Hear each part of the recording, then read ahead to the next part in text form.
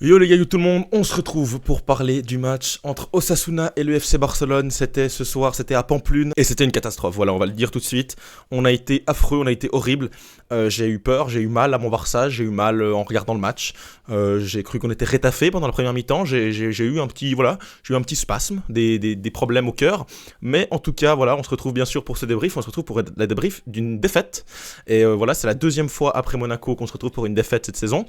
Et celle-là, elle est quand même plus méritée que Monaco. Monaco, il y avait eu un fait de jeu, il y avait eu un carton rouge. Là, on s'est fait battre à la régulière, on s'est fait battre à 11 contre 11. On s'est fait dépouiller à 11 contre 11. Forcément, on va revenir sur le match, on va parler de la compo parce que la compo était un peu clin d'œil. En tout cas, avant que cette vidéo commence, les gars, n'hésitez pas à vous abonner, à liker, à activer la cloche de notification, bien sûr, pour ne rien louper des prochaines vidéos. Et on va tout de suite passer aux compositions d'équipe, les gars, qui étaient, bah voilà, vous allez la voir tout de suite, vous allez comprendre ce que je voulais dire parce que la compo, elle était extrêmement dégueulasse. Elle était extrêmement inexpérimentée. Pourquoi ? Parce qu'on avait Iñaki Peña au cage, Sergi Dominguez ici, Gérard Martin, Eric Garcia au milieu de terrain, Pablo Torre, Ferran Torres et Pau Victor. Voilà. Là, je vous ai souligné les joueurs qui habituellement sont sur le banc, voire voilà, mais bien sur le banc, au fond du banc. Ils sont bien au fond du banc. Et puis donc là, on part avec les 7 titulaires. Ils ont été affreux, hein, on va se le dire, on va dire les choses. Et franchement, je n'ai pas reconnu mon Barça. Forcément, c'est venu de quoi ? C'est devenu d'un Pau Torres et d'un Ferran Torres complètement transparent. J'ai limite mieux aimé Pau Torres que Ferran Torres. Ferran Torres, il a des Timberland. Donc d'un moment, il faut arrêter. Ferran Torres, on peut pas le faire jouer. Ferran Torres, il est nul. Il est nul. Et quand t'as un Ansu Fati sur le banc, qui se déshabille, qui est prêt et qui finalement qui doit re-rentrer parce que tu dois faire sortir Dominguez sur des crampes ou je sais pas quoi, tu ne peux pas faire jouer Ferran Torres. Il a été encore une fois affreux, je sais pas que dire. Il a fait un bon mouvement, il a eu un face-à-face, il a tiré dans les coucougnettes du gardien en face. Voilà, franchement, moi j'ai encore espoir en Ferran parce que c'est quelqu'un que j'apprécie. C'est un joueur que j'aime bien dans le fond, il a l'air sympathique, etc. Mais en tant que joueur de foot, ça devient quand même très compliqué. Eric Garcia, Pablo Torre, j'ai trouvé ce milieu vraiment déséquilibré. Ils se sont fait bouffer. Alors Pedri a forcément un peu surnagé hein, dans cette qualité technique affreuse. Il a un peu survolé. Eric Garcia, Pablo Torre, j'ai trouvé moins bon. Franchement, là, c'était compliqué sous pression. Eric Garcia, on l'a vu que sous pression, bah, c'est pas un milieu de terrain. On a vu notamment dans les qualités techniques, les contrôles un peu longs. Pablo Torre également, je trouve pas complètement dingue, franchement. En tant que doublure, en tant que dépannage, à la maison contre une équipe faible, mais à l'extérieur face à Osasuna, bah, tu vois très bien que ça suffit pas. Et ça, j'en veux à Flick pour le mettre encore titulaire. Gérard Martin, eh ben moi je trouve ça quand même compliqué depuis le début de saison, il fait vraiment des mauvais matchs.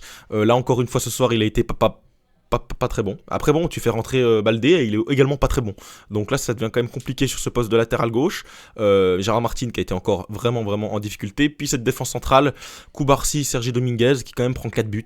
Je les ai trouvés vraiment pas bons. Sur le premier but, le centre pour moi ils peuvent mieux faire. Sur le deuxième but c'est Sergi Dominguez qui couvre mais il couvre pas vraiment.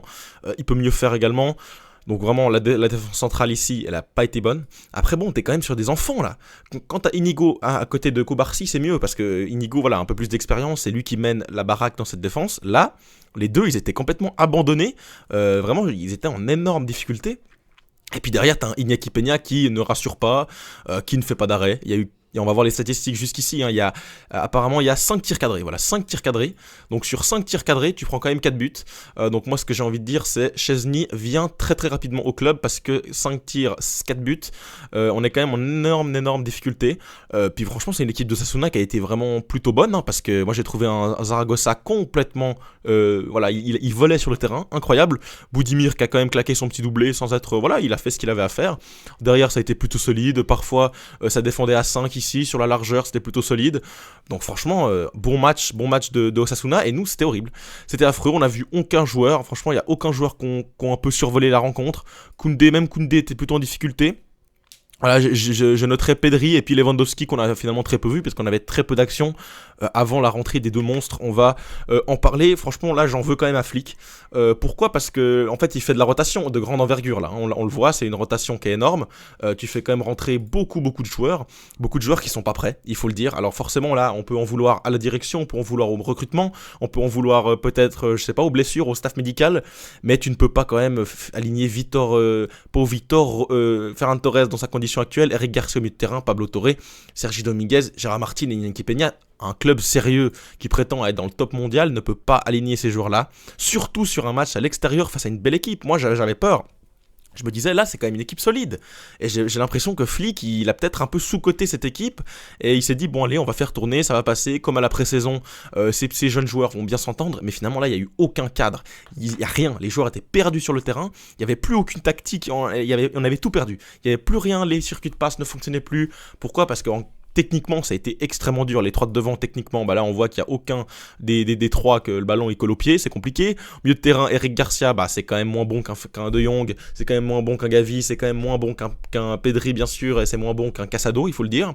Pablo Torre, il est partout, mais nulle part à la fois. Il est en 10, mais finalement, il n'est pas très bon. Donc, il redescend. Enfin, très, très compliqué. Et derrière, on est sur une défense qui est quand même là. Sur ça, les gars ont 18 ans de moyenne, quoi. On est quand même sur le Barça Athlétique. Regardez ça, c'est le Barça Athlétique. Vous rajoutez ça, Barça Athlétique.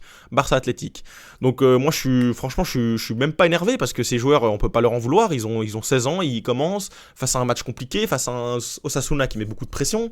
Et tout de suite, voilà, dans les duels, il y a beaucoup de fautes en première mi-temps. Mais voilà, ils ont imprégné le rythme du match, tout simplement. Forcément, tu te retrouves à 4-0, à 4-1.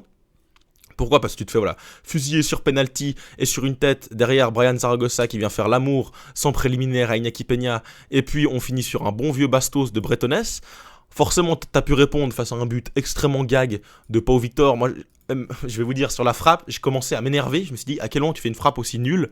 Et puis le gardien fait une gogolerie totale. Et puis Lamine Yamal, j'ai pas envie d'en parler parce que c'est complètement fou. Et ça va peut-être attendrir mon débrief. Pour les joueurs qui sont rentrés, on va quand même en parler. Alejandro Balde a été affreux. Vraiment, je commence à avoir des doutes sur Balde. Je sais pas, je le trouve pas complètement à son plein potentiel. Compliqué pour lui. Rafinha a été bon, moyen, bon. Casado a vraiment rapporté quelque chose au milieu de terrain, de la maîtrise, de la qualité technique. Il a réussi à bien ressortir les ballons, ça a quand même changé par rapport à un Eric Garcia ou un Pablo Torre. Lamine Yamal, phénoménal, il nous met encore un but venu d'ailleurs. Le but est complètement dingue, on l'a senti. Il y a peut-être même un penalty sur lui. Franchement, j'ai pas trop envie d'en parler parce que je trouve pas qu'il y a vraiment penalty, mais ça aurait pu siffler, pourquoi pas. Et Hector Fort, que moi j'ai envie de voir plus souvent. Franchement, je voudrais même le voir plutôt à la place de Gérard Martin, par exemple, qui est vraiment pas très bon. Donc très compliqué. Forcément, comme t'es mené, bah forcément tu vas dominer outrageusement la possession, mais finalement avec cette possession, tu fais que 6 tirs cadrés. C'est compliqué quand on est habitué aux statistiques des derniers matchs, faire que 6 tirs cadrés avec 75% de possession. Que 12 tirs, t'as eu que un tir de plus qu'Osasuna qui a fait 500 passes de moins. Donc franchement, c'est un match extrêmement compliqué. Voilà, beaucoup de fautes, 13 fautes à 3, on n'a pas été assez agressif, on était des petits agneaux. Voilà, on était des petits agneaux. Voilà, on s'est dit naïvement que ça allait passer face à Osasuna. Finalement, on est affreux, il faut le dire. Ce soir, on a été totalement pas dedans. C'est un match sans. Et puis voilà, on voit Pedri qui se plaint, machin. Franchement, c'est compliqué. Donc forcément, ce soir, sur l'échelle des responsabilités, je mettrai quand même le recrutement en 1. Parce que je suis désolé, tu peux avoir des blessés, mais aligner un 11 aussi expérimental, aussi jeune, avec un manque de maturité criant, c'est quand même la faute de la direction, il faut le dire. Et puis j'ai quand même envie de dire Flick en fait, Hansi Flick, voilà, qu'on encense depuis le début de saison. Là pour moi il fait quand même des erreurs. Parce que reposer tant de cadres, même à Ansu Fati, la gestion d'Ansu Fati j'ai pas trop compris.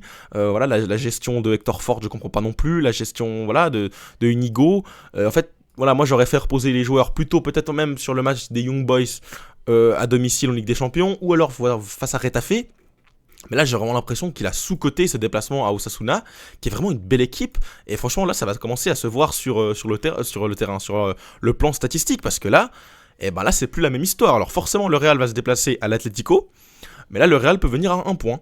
S'il gagne, on est à 21-20, ce qui signifierait qu'on est à rien avec un Classico qui arrive bientôt. Ça veut dire franchement qu'on est à égalité. Donc voilà, on perd notre avance, on perd notre série également, puisqu'on perd la première défaite depuis 8 matchs, 7 victoires. Alors, forcément, le bilan il est encore très très bon, mais il va falloir continuer, il va falloir en remettre une, parce que ce qu'on voit dernièrement du Barça est quand même un peu moins bon quand même. On va le dire, face à Retafe, c'était moins bon. On disait, oui, c'est parce que Retafe c'est pas une équipe de foot, parce qu'ils font du catch. Je suis d'accord avec vous, mais ça n'excuse pas tout. Tu mets quand même que 1-0. Là tu vas me perdre 4-2. Donc ça fait quand même 2 matchs plutôt difficiles. Là il va falloir se rassurer. Tu as Young Boys, tu vas avoir le Deportivo Alavés, tu vas avoir Séville après la trêve. Il va falloir marquer des buts, il va falloir repartir de plus belle. Forcément, ce groupe, il va falloir que les titulaires qui sont blessés se réveillent. Il va falloir les sortir du lit, il va falloir les, je sais pas, mettre des petites injections qui sortent les pouces. Gavi, De Jong, t'es où? Olmo revient vite après la trêve. Là, c'est très compliqué. Forcément, je suis pas non plus en état d'alerte rouge. Un match sans avec la compo, voilà, ça peut arriver, c'est pas non plus la fin du monde. Mais voilà, je commence pourquoi pas à avoir quelques doutes sur cette équipe. Là, franchement, l'effectif est compliqué. T'as un effectif qui est franchement compliqué quand t'arrives avec Iñaki Peña, j'ai envie de dire. Chesney arrive très très vite. Je vais terminer sur ça. En tout cas, voilà, gros point noir sur Flick ce soir. Gros point noir sur franchement, les joueurs qui n'ont pas été au niveau, il faut le dire. Lewandowski qui loupe aussi un tir au point de pénalty qui aurait pu cadrer, qui aurait pu nous relancer. Il y avait, je crois, 3-1 à ce moment-là. Ferran Torres qui loupe un face-à-face. À ce moment-là, il y avait 2-1, ça aurait pu faire 2-2, ça aurait pu nous relancer. Et puis voilà, franchement, moi, je vais pas parler d'arbitrage ce soir. Je trouve que c'est pas un débat. Puis même, j'ai pas envie de me reposer sur ça. Donc voilà, on se retrouve très très vite pour de nouvelles vidéos, pour de nouveaux débriefs. Abonnez-vous bien sûr pour ne rien rater. Dites-moi en commentaire vos avis sur le match. Qu'est-ce que vous en avez pensé? Qui est le fautif d'après vous? En tout cas, on se retrouve très très vite. Ciao.